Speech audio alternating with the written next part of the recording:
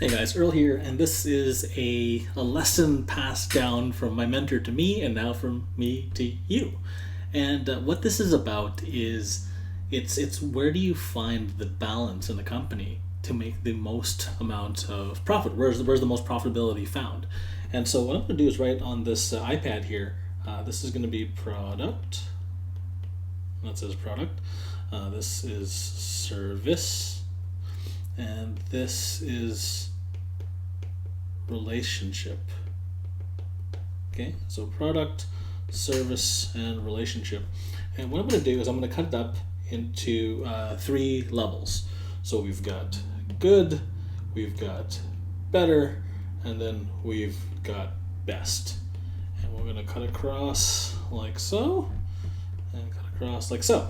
And so what my question is where do you think that the best mix of good, better, best, so it could be lots of goods, lots of betters, all bests, however you want to spread it out, across product, service, and relationship, which will, I guess, net the most amount of profit. And so a study was done, and they actually did this across multiple large scale companies. And when I was taught this initially, I was in my early 20s. And in my early 20s, I was a programmer and a server technician and unfortunately a perfectionist, right? So, because, if the server goes down, the bank gets mad, right? So that being said, when I was asked this question fairly, early on in my life, I selected the following things. I thought it was product, service, relationship, because, being in high-end tech support, doing support for massive server systems, I'm thinking, well, if the product isn't the best of the product, the best of the best of the best of the best, is it good enough?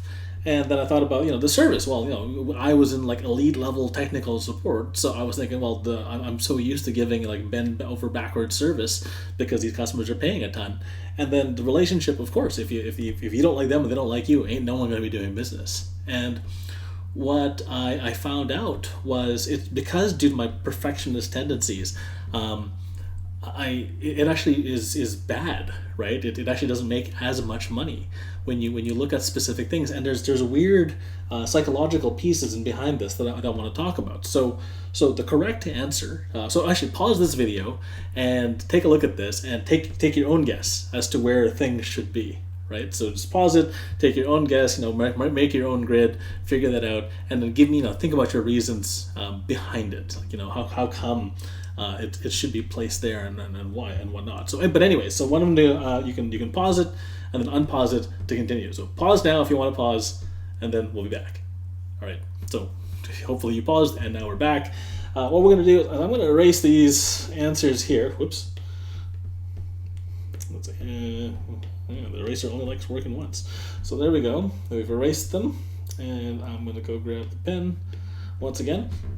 And so the true answer actually lies in having one of each in one of each type set. So the product is actually, the correct answer is here. The service, the correct answer is here. And the relationship, the correct answer is here. So let me walk you through that thought process. So the product, there have been many better products in the marketplace, things that were superior to other stuff that was out there, but yet the crappier product won out. And you're thinking, well, why is that, right? How come certain things won out from certain things, right? So you're looking at, I'll give you an example, the old Nintendo and Sega, for those of you who are my age. I'm 40 at the time of this recording. When Nintendo came out, Nintendo was the top dog, and then Sega came out, and Sega actually had a superior system to Nintendo. So they actually had better hardware, better everything, more buttons on their controller, all that kind of good stuff. So yeah, it's how do I explain this? How come Nintendo won? If you look now in the marketplace, as of this recording, Sega is no longer. They're now just a software company. They don't even have any hardware anymore, right? And Nintendo is still going strong, right? So if you look at this product-wise, if the product is too good, the issue is that no one will use all of the bells and whistles, and people won't be able to use it. I mean, take a look at how far, as an example, Facebook has come from the year's 2020 of this video, 10 years ago. 10 years ago, Facebook was not as complex as it is now. You couldn't do all of those things. All you could pretty much do was write on each other's walls and throw food at each other, which cost $1. And so that look at the current state of Facebook now. It's got so many different news streams, so many different everything. It's crazy, and there's so much stuff in there now. Right? I mean, obviously, Facebook slowly, got complexity and got a little more tough. But if it was released to, back then, 10 years ago, at its current state, nobody would use it. How come? It's too complex, right?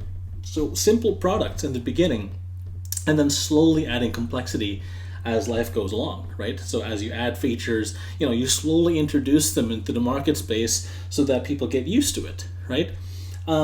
And that's really just it, because people are actually used to bad product, right? People are used to the product being terrible, right? So just having a good product, number one, it also makes it so that it's, I guess, it's easier to swallow on the budget, right? You're not paying for the top of the top of the top of the top line. It's good. It's not terrible, right? But it's not stupidly ridiculous awesome with all the bells and whistles that you'll never friggin' use. So that's how come product is there. Now next is service. Service is in the middle here, and the reason service is here is because people are used to crappy service, right? People are used to terrible service, right?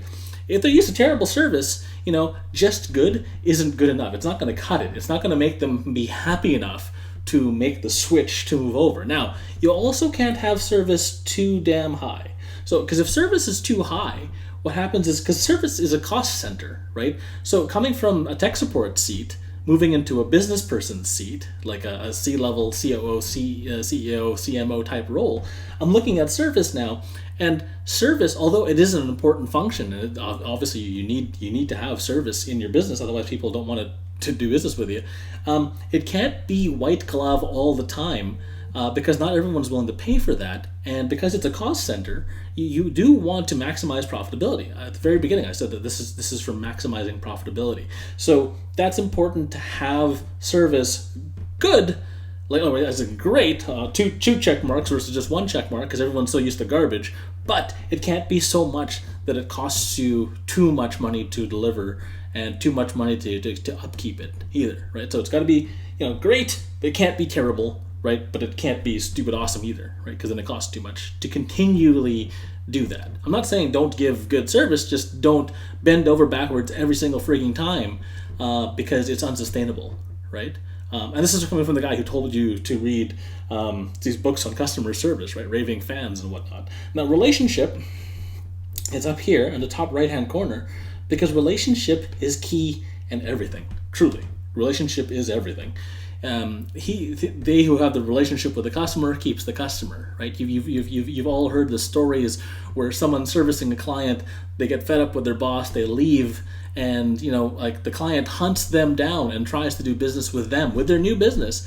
It's not that they solicited it; the customer's hunting them down because they got such good service and rapport, and they built that relationship. They're willing to follow that person onto their next adventure, right? Onto their next thing. So relationship is super uber key with your clientele, and building that community and building that connection is the most important thing, because this relationship, anything that you put into here, any investment that you put into a relationship, it's what pays out over the hard times, right? If you run into a couple snags in your product or project or whatever else, right? If you have a good relationship, they will understand, and they'll be understanding, right? And they'll want to support you. They'll want to help you, right? Because you want people that you like to get ahead, and so they like you, so they want you to get ahead.